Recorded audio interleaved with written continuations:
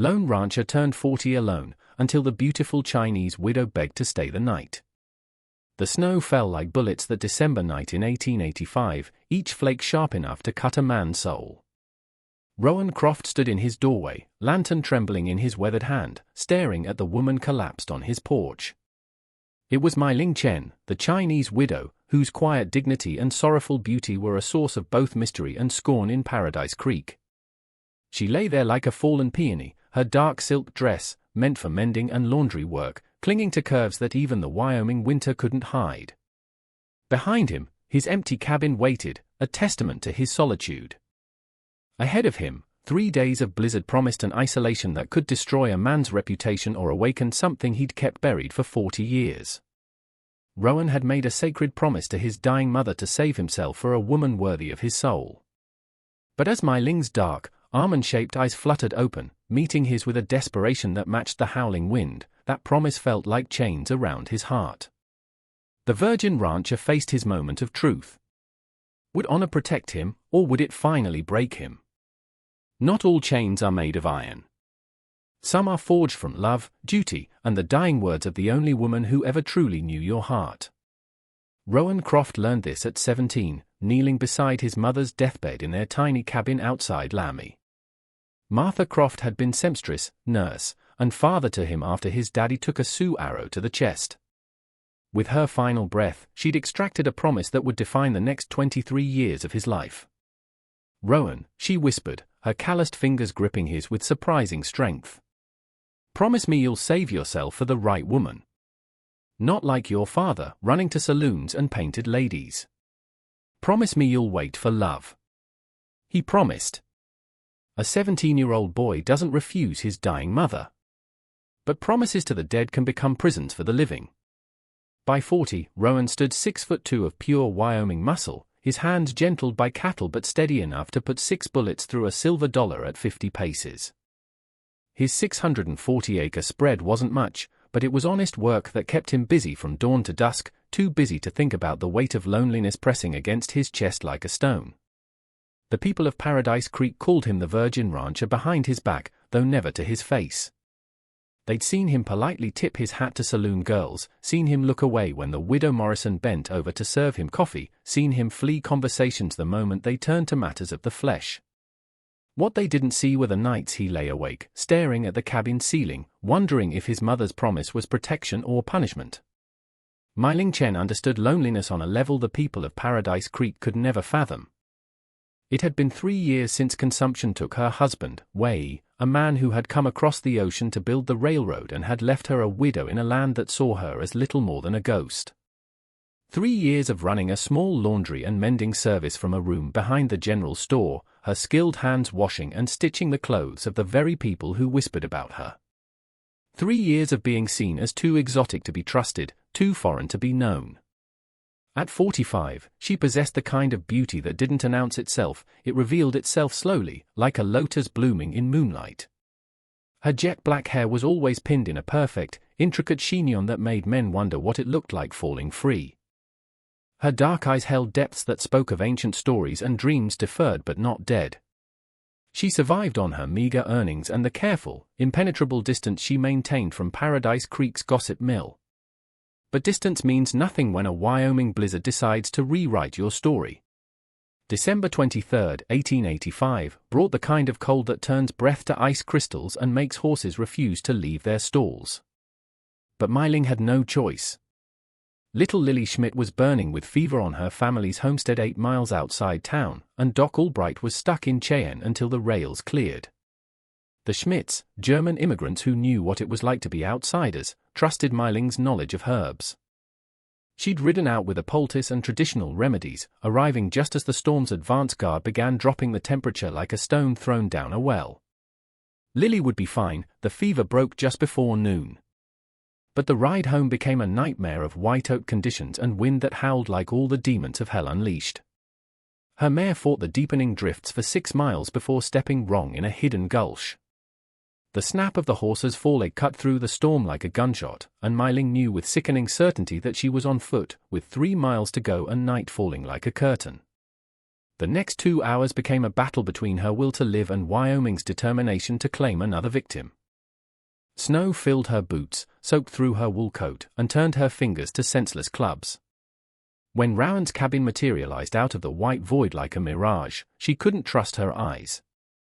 She stumbled the last 50 yards and collapsed against his door, her fist barely strong enough to knock.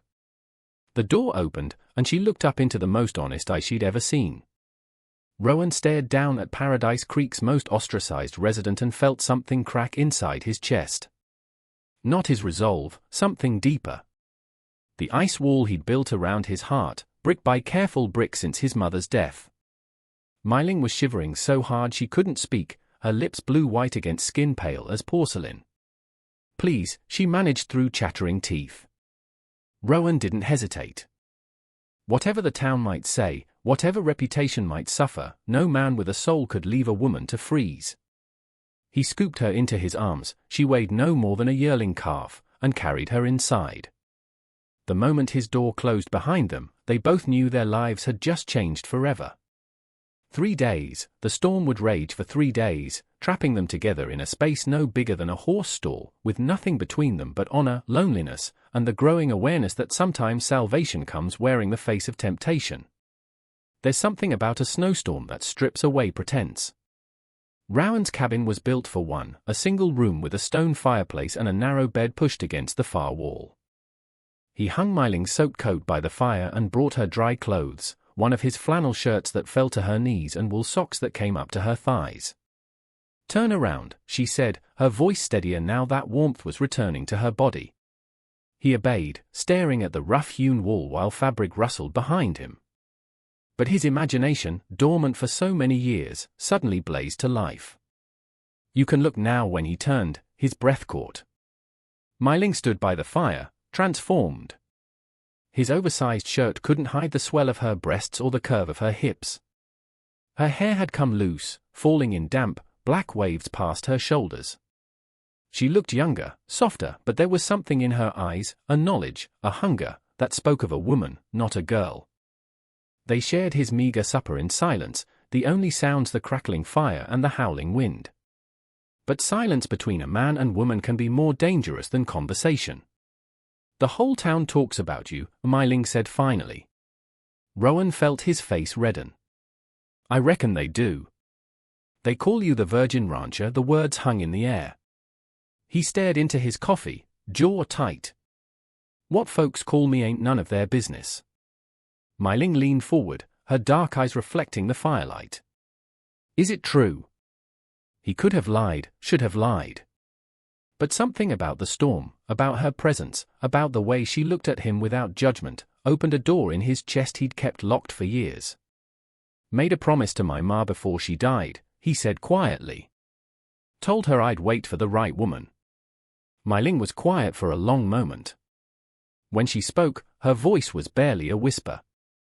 40 years old, and you've kept that promise every day." She reached across the table, her slender fingers covering his calloused hand. The touch burned like lightning. "That makes you either the most honorable man in Wyoming, or the most foolish." Rowan raised his eyes to hers and saw something there that made his heart hammer against his ribs. "Maybe both," he said. Outside, the storm raged on. But inside the cabin, a different kind of tempest was beginning to build.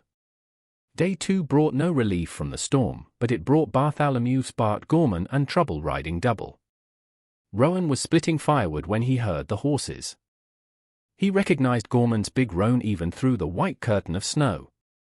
Gorman owned the Lucky Dollar Saloon and most of the vice that went with it.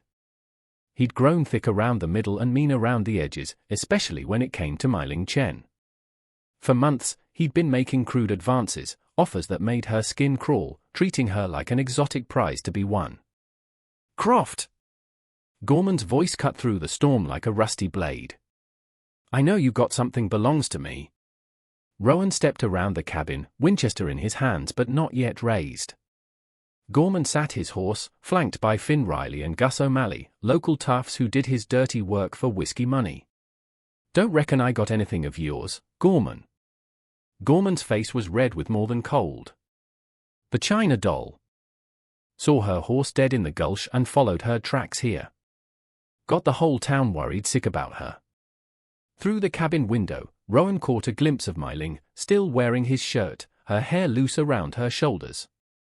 The sight of her like that, intimate and vulnerable in his home, sent a possessive fury through his veins that surprised him with its intensity.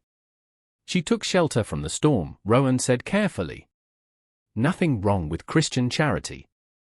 Gorman's laugh was ugly. Christian charity, my ass. The virgin rancher finally found himself a plaything, did he? And an imported one at that. The insult hung in the air like the crack of a whip. Thomas felt something shift inside his chest, something dark and violent. You'd best apologize for that, Gorman. Or what? Gorman spat tobacco juice that steamed in the snow. You gonna shoot me over some worn-out piece from the Orient? Hell, boy, I'm doing you a favor, breaking you in with something that knows a few tricks. Rowan raised the Winchester, the click of the action being worked as loud as thunder. Apologize. Now. For a moment, the only sound was the wind. Then Gorman's hand dropped toward his gun, and the world exploded. Rowan's first shot took Gus O'Malley clean through the shoulder, spinning him from his saddle. His second shattered Finn Riley's gun hand before the man could clear leather. Gorman's pistol was half drawn when Rowan put a bullet through the crown of his hat, close enough to part his hair. Next one won't be a warning, Rowan said, working the lever again. Gorman's face had gone pale as the snow. He'd expected the quiet rancher to fold. Instead, he'd found something harder than Wyoming winter. This ain't over, Gorman snarled, but he was already backing his horse away. Yeah, it is, Rowan replied. As the men disappeared into the storm, Rowan realized the boy who'd made promises to his dying mother was gone, replaced by a man who'd found something worth fighting for. And she was waiting for him inside. Meiling was standing by the window when Rowan came back inside, his face grim.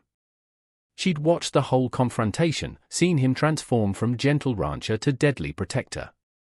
You could have been killed, she said quietly. Some things are worth the risk.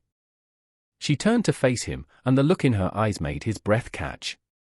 He saw no fear, no shock, only a profound and unmistakable desire. What am I worth to you, Rowan? The question hung between them, a bridge neither had dared cross. He set the Winchester aside, his hands trembling slightly as the adrenaline gave way to something infinitely more dangerous. Everything, he said simply.